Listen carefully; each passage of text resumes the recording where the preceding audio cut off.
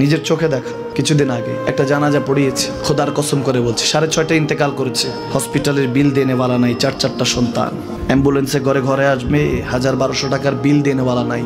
কি বুঝলেন? ক্ষণস্থায়ী দুনিয়া।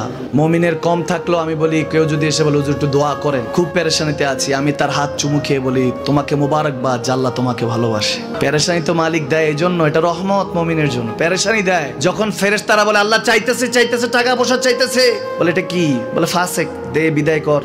তার চাওয়া চাই, বিরক্ত লাগে, বিদায় কর, কি লাগে দে।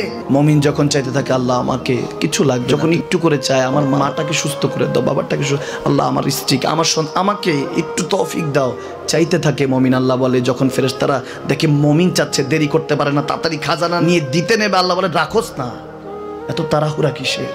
তার চাওয়ার মধ্যে তো প্রেম আছে, একটু চাইতে দেস না।